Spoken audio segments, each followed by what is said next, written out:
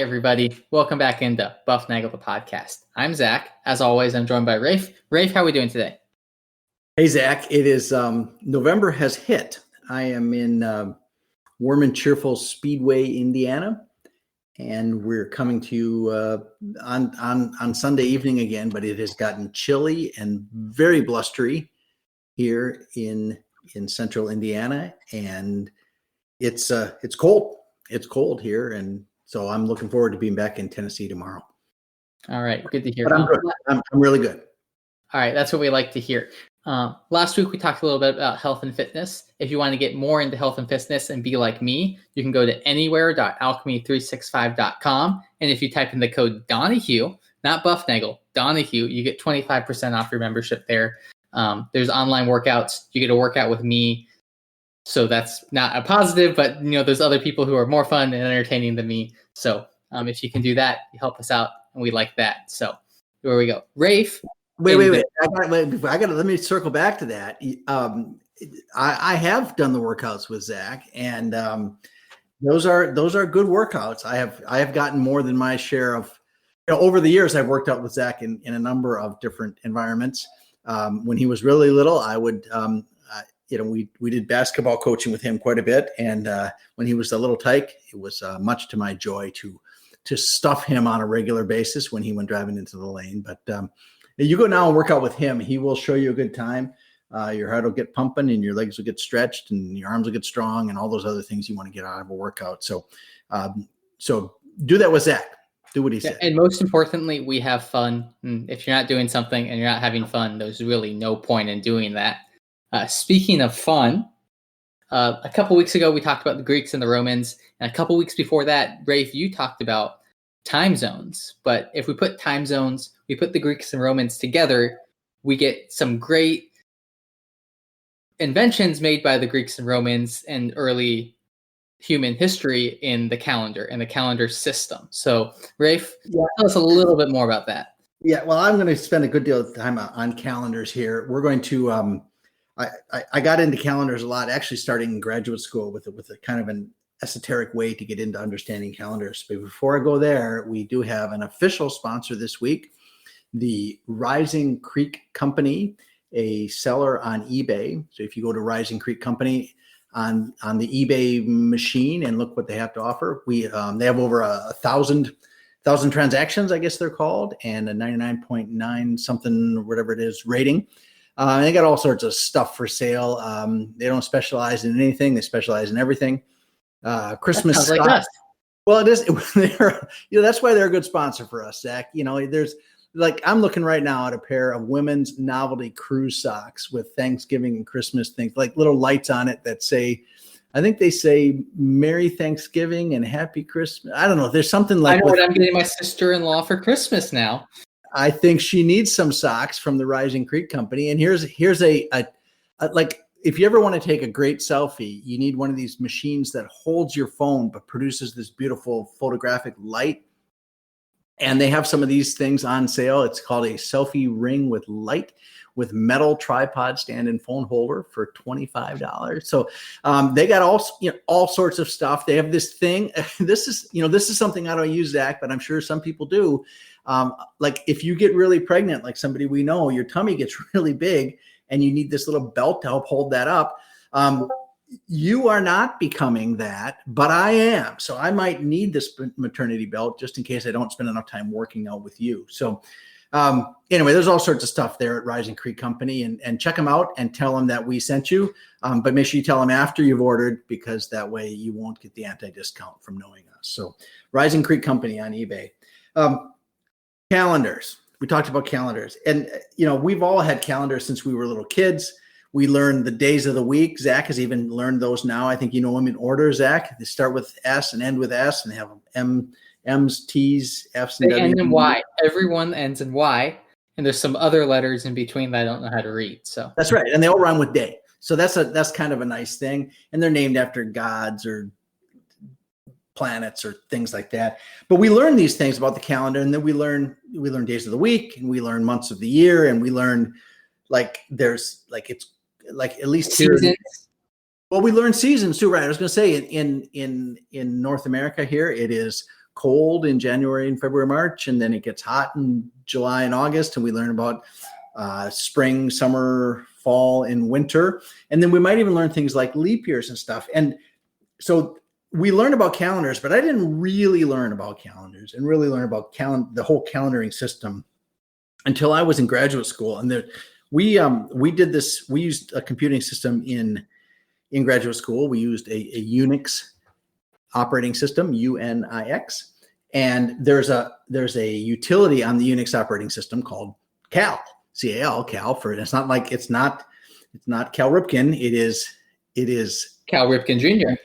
It is not even Cal Ripken Jr. It is the calendar thing, and you type in Cal and hit return.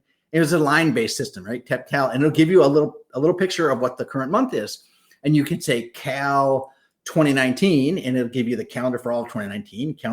You can say calendar of 3054, and it'll give you the calendar for 3054.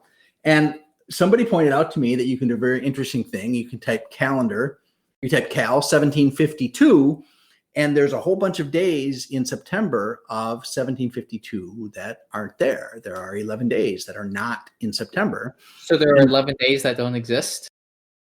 Well, it depends on where you are and who you're talking to. All right. So, and this is where it starts getting complicated, is because the calendar we use now is not the calendar people have always used. And different civilizations have had different calendars. We went a couple years ago with this idea of the Mayan calendar, and it's going to predict like the world's going to end or something. And I think we're pretty sure that didn't happen. Well, but it might have happened because we are in 2020. But 2020 did give us Bufnagle the podcast. So, Alan, yeah. So everything. There's silver lining. Is that the way to look at it? We had so on one hand, we got 2020. We got like COVID, and we got elections, and we got canceled Olympic Games, and we got, but we also got Bufnagle the podcast. So I think it's at least even, if not one of the greatest years of mankind. It's perfectly balanced, as all things should be. So all right. So, but in the West here, currently, we follow a thing called the Gregorian calendar, and the Gregorian calendar is named for Pope Gregory the 13th, who installed this calendar system onto the church in 1582. And before that, most of the West and a lot of the world, but not all of the world, most of the West followed what's called the Julian calendar, which was invented by our friend who ran Orange Julius Caesar. All right, and Caesar or after he ran the orange juice shop. Well, based upon what we learned a couple weeks ago, Julius Caesar became Julius Caesar in what you say 45 BC, right? Something like that. Yeah. All right. So about that, right? One of the first things he did once he closed up shop at the Orange Julius place was to implement this calendar. All right. And his calendar, the issue is that what you want a calendar to do is help you understand where you are in the seasons, right? And this is a complicated thing to think about. It takes a long time, but because the Earth is spinning around, and as it's spinning around, it's going around the sun. The axis of rotation of the Earth is tilted relative to that plane of orbit. And what that does, and we'll talk a little bit more about this, what that does is that gives you seasons. So yeah, so I mean, you talked about the Earth spinning at that axis. The Earth is not a ball that's upright. It's turned and tilted. And because of that tilt, you mentioned earlier about here in the Northern Hemisphere, we are currently experiencing winter, whereas in the Southern Hemisphere, they are currently getting ready for summer. Right. And so it takes a while to get your head around that. And typically what I would do with you guys when you were little, I'd put like one of you in the middle holding a light bulb, right? And then we would take a globe and we would walk around it. And you have to keep the axis of rotation in the same orientation all the way around. And what you see is on one side of the orbit, the northern part kind of faces the sun. And on the other side of the orbit, the southern part faces the sun. And that's why it's hot in January in Australia. And it's cold in wherever I am now, Indiana. Norway. Or in Norway, or really, really northern latitudes. But Caesar came up with this calendar, right? And there was an issue with the calendar, and it has to do with how many days there are in a year. So this idea is we know every day the sun comes up in the east and it sets in the west, and comes up in the east and sets in the west. And what you want to do is you want to be able to tell when you've gone around one time. So yeah, and I kind of mentioned this with my love of the Greeks and Romans and Egyptians. They kind of understood this a little bit, especially the farmers. They understood when they saw certain constellations in the sky, because they were able to see constellations in the sky because there wasn't a bunch of population and skyscrapers taking up the sky, that they could understand that, like, oh, I see Libra, so therefore I'm in this season. Or the sun is in Cancer, so therefore we're approaching this. So they kind of had an understanding of where the sun was, where the stars were, and where they were in their crop rotation cycle. Yeah, and that matters, because if you are a people trying to come up with a regular way to do agriculture, you need to know when the Nile will flood. You need to know when the herds of antelope are going to be migrating. You need to know when the tulips are going to sprout, or whatever it is that's dependent upon the seasons. You need to know when that's happening. Or let me rephrase that. If you don't know when that's happening, you suck as a civilization and you're not around anymore. That's one way to look at it from an evolutionary civilization point of view. So Julius Caesar proposes this calendar in 45 BC, and he said, here's what we're going to do. We're going to have 365 and a quarter days in a year. Right. So the way you get the quarter day, you don't have a 6-hour day in there every year. What you do is you kind of hold those days, that quarter day up, and then every 4 years you have an extra day. So right. And after some years, there's 366 days.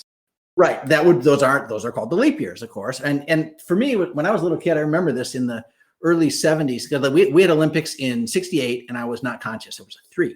But in 72, there were Olympics. And I remember there were 2 other things that happened in 72. We had a leap year in 72. We had Olympics in 72. And we had an election in 72. We actually had Winter Olympics back then. Everything was lined up on those multiples of 4. So I started learning all these things about these every 4 years thing going on. Right now, I'm going to walk you through how this works, because this is kind of complicated to think about these extra years. So what I want you to do is think about on your desk in front of you. I want you to draw yourself like a clock face, all right, and put 12 at the top and 6 at the bottom and 3 on the right and 9 on the left. Okay, it's like a circle. Now, the Earth's orbit around the sun is not a circle; it's an ellipse. But for the time being, humor me, let's just call it a circle, because the eccentricity of the Earth's orbit is not far from 1. And so we're going to put a circle around the origin, and we're going to put the 12 on the top and the 6 on the bottom and 3 on the right and the 9 on the left. And what we're going to do is we're going to start with the Earth at the 3 o'clock position. So the Earth is in the orbit. We're going to put it at the 3 o'clock position. And I want you to draw the Earth over there at the 3 o'clock position and put a little tick mark on the side of the Earth that faces the sun. Okay, so at that tick mark on the Earth in that location, it is noon there, because the sun is directly overhead. Okay, and I'm going to pretend like this first day of I'm going to start my calendar, all right, at least for this description. I'm going to start my calendar on the first day of spring, which is the spring equinox. So I want you to do is I want to imagine the Earth over there at the 3 o'clock position. And I want you to think about, because we're going to look at this from above. We're looking at the orbit from above. And when I say above, I'm looking at from the north of the Earth, from the north of the Earth. And what I want you to do is imagine that the Earth is like a tennis ball with a pencil jammed through it. So it gives you like a rotation, or an axis of rotation. And then I want you to tilt that axis toward you. So it's kind of like pulling the car from first gear into second gear, and you pull it down into second gear. So now this axis of rotation is facing toward you. Okay, so the Earth is at 3 o'clock. You got a little tick mark. You got a little tick mark facing the sun, and there you go. That's noon on the first day of spring, the equinox. And I know it's the equinox, okay, because I look at this tennis ball here from the side, and I can see that the same amount of the north and the south is being lit up. So we're going to have equal day and night there. Okay, we don't have summer, and we don't have winter there. It's just it's spring for the northern hemisphere. It's fall for the winter hemisphere. Now, what happens is over the course of the year, that ball on the stick moves from the 3 o'clock position upwards counterclockwise to the 12 o'clock position, down to the 9, down to the 6, and back up to the 3. That's what happens over the course of a year. It doesn't change the orientation of the axis of rotation. It doesn't change the orientation. It just moves around without changing the axis of rotation. So when it goes from the 3 o'clock position up to the 12 o'clock position, notice that that axis now is pointing directly back at the sun. That axis is on the pointy part toward the sun is on the north. All right. So we got northern hemisphere summer and we got southern hemisphere winter. When you get around to the 9 o'clock position, you got autumn in the north, you got spring in the south. When you get around to the 6 o'clock position, the southern hemisphere is lit up more and you get summer in the south and you get winter in the north. Okay. That's how the earth goes around the sun. But what matters is this little tick mark I asked you to put on the earth there, because not when the planet is going around the sun, it's also spinning. All right. And it's also spinning really fast. Well, fast if you're sitting on the edge, right? But it takes a whole day. If the planet's pretty big, it takes a whole day to spin all the way around. So after one day, right? After one day, that planet has moved about a degree in its rotation around the sun, but it's rotated, right? It's spun around once, right? And it's spun around once and a little bit, okay? And the reason I say and a little bit is because now the Earth is in a new position, right? And if you do exactly one rotation of the Earth, then the little tick mark will be pointing straight across to the left, right? And in order for it to be a solar day, it has to point back to the sun. So it has to turn all the way around plus a little bit more, okay? Plus just a little bit more, about a degree more, so that it points now toward the sun. And you can see the effect of that. By the time you get to the 12 o'clock position, to the top, to the summer solstice, that tick mark has to be pointing down, right? It's pointing in a different orientation, right? So that's about 90, maybe 91 solar days from the 3 o'clock position to the 12 o'clock position, right? And then about another 90 from the 12 to the 9, another 90 from the 9 to the 6, and from the 6 back to the 3. But if you're keeping track of where that tick mark is, when that tick mark, or when the planet gets back to where it started, that tick mark is no longer pointing directly at the sun. It's now pointing down, right? It's off by about 6 hours, right? And this is the thing that the Romans and the Greeks figured out, is it was off, right? And if after 365 full days, you're not quite back where you started. You still have about 6 hours to go. And in that 6 hours, when you're getting back into position to where you started, the tick mark on the side is moving down, right? So what was noon after a full year, now it's pointing down, which is going to be nightfall. All right. After 2 years or 730 days, it's now going to be pointed directly to the right. After 3 years or 1095 days, it's going to be off by 18 hours. And after 1460 days, if you take 1460 revolutions of the Earth, right, you're going to be off almost a full 24 hours from where you should be, right? So that's a whole day. It is a whole day. And the Greeks and the Romans, they knew this. Julius Caesar figured this out when he was making his orange juice. He figured out that it's going to take, I need to wait an extra day. I need to say, don't turn the calendar yet. All right, I got to get one more rotation of the Earth. Okay, so he did that and he put that in place. And he said, we got these 24-hour days. We're going to have 365 of them 3 times, and then 366. Okay.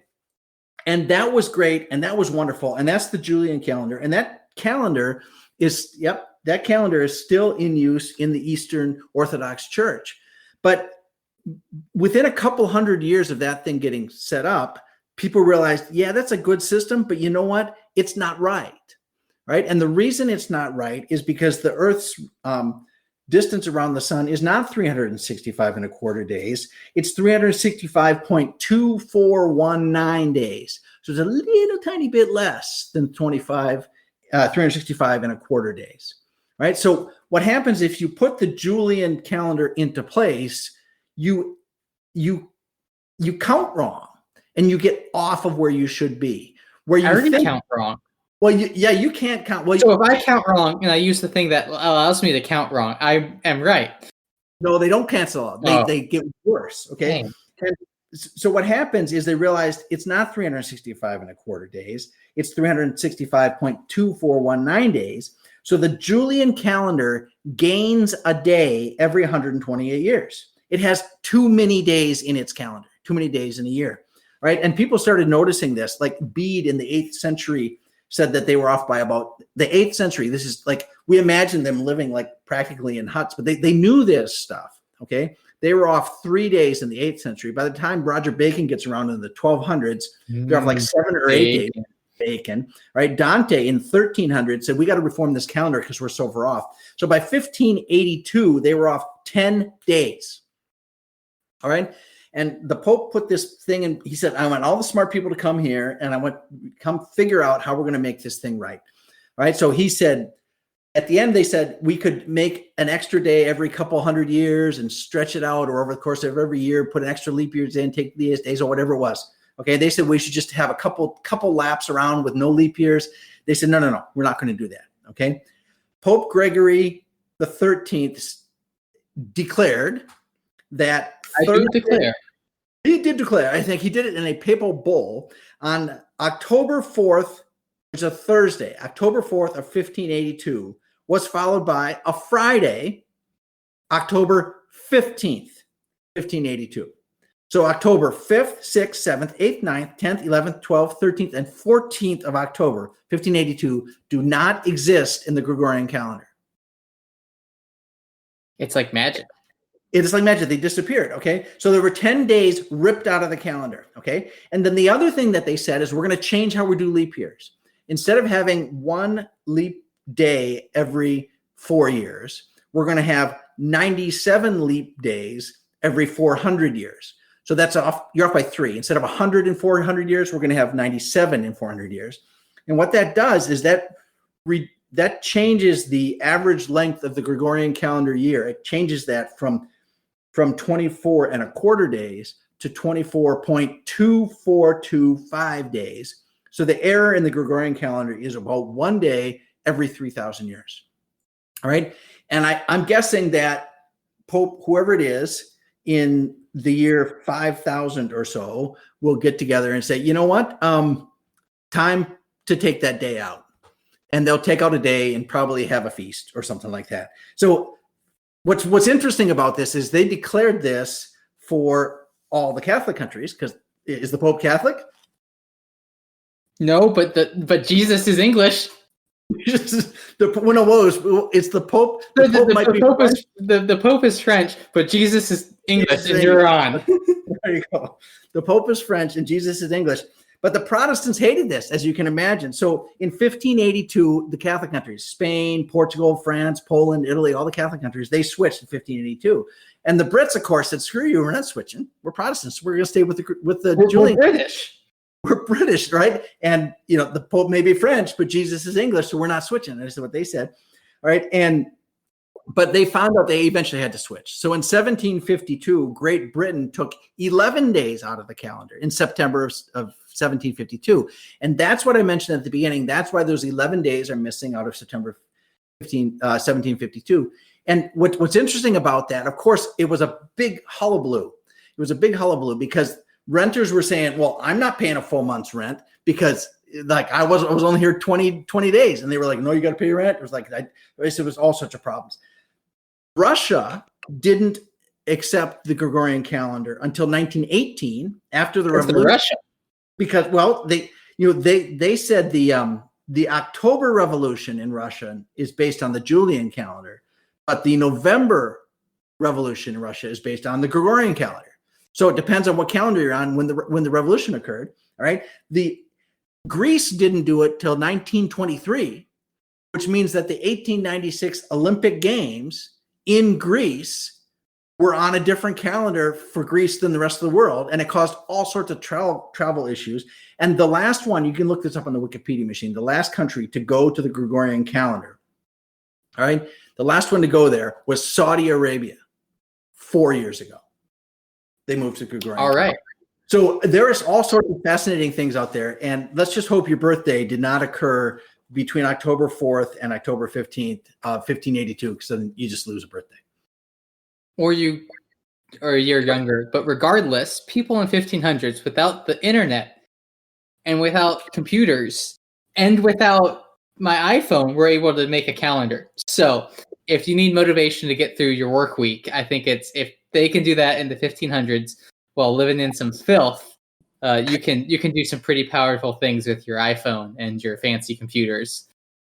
Yeah, that seems to be a recurring theme for us here, is that the ancients were nowhere near as behind the times as a lot of people accuse them of. So I think that's on the list of topic discussions. That is one of topic discussions. We had a listener question of coming in this was a couple of weeks ago, of how do you come up with our weekly topics, or how do we come up with our weekly topics? So that's this week's listener question. Well, let me say this. I think they probably asked that question because they don't want to make the same mistakes that we do, right? Whatever we're doing, they want to make sure they don't do that, all right? So we have, Zach and I have a conversation middle of the week. We call it the pre-production meeting. Because it happens before the pre-production meeting, and we kind of list out topics that have come up, listener questions that have come up, and we go through them. And then sometime either Saturday sometime or Sunday, we kind of hone that list in and try to decide what we're going to do. We do whatever research we need to do. And then our production meeting is on Sunday. This is the production meeting. We're in production. We produce and product. And meet. We have production meeting, and then afterwards we have a post-production meeting where we talk through. Let's hope they don't. Let's hope they didn't hear all those errors, and then we error correct the next week, and then we have a post-production meeting where we both separately eat donuts or ice cream to celebrate another successful podcast. That's how we do it. You're right, Zach. Yeah. Anyway, that is what we got. So, wow, Zach, it's 20. Are we at time? We're right there at time. All right. Well, this is, to me, the calendar is a fascinating thing. There is so much to read about it that is available now that was not around in the late 80s, early 90s when I was reading stuff. There's a good description of that in Daniel Borsten's The Discoverers, one of those books that he wrote. He was a great historian. He's got some things wrong, some things right, but we can talk about that on a different day. The internet's full of that thing, but that's how that's how it works. I learned a little bit more about it, building an orrery. I'll let you look up that word, O-R-R-E-R-Y, O-R-E-R-R-Y, something like orrery. I don't know how to read, so. It's a British word. So look up orrery, and I made one of those, and I learned a lot about how times and time zones and leap years and stuff work. So, Zach, anything else? Rising Creek Company at eBay is our sponsor this week. And then Alchemy anywhere.alchemy365.com. Sign up. Your first week is free. Use the code Donahue. You get 25% off your membership. You get to work out with me. You get to have some fun. Additionally, we do these this production meeting. We're face to face. We have a camera going on, and there's a lot of hand signals that go back and forth. We both have tennis balls running around. Very soon, very shortly, we'll be coming to you live with the Bufnagle Live podcast. Hopefully before Christmas. We're working with our production team to make sure that's going to be up and running and going. We will send links out. We'll be very excited to do that. It'll be interactive. You guys can be able to come and ask us questions live. It'll be a lot of fun. So we're going to hopefully get that going soon. So, Rafe, you got anything else? No, I don't think so. I just want to thank our listeners again. This is it's always fun to get the commentary and the feedback from the listeners, and to know that you're out there. And remember, refer a friend. For every friend you refer, you get a free podcast episode. So make sure you tell them to sign up. And we are on Spotify. Would you probably know, because you're probably on Spotify right now. But if not, tell your friends to go look for us. We're the only bufnagle out there. That's good branding. Yeah. All right. And on that note, I think we're done. Thank you, everyone. Have a great night. Thanks, guys. Bye.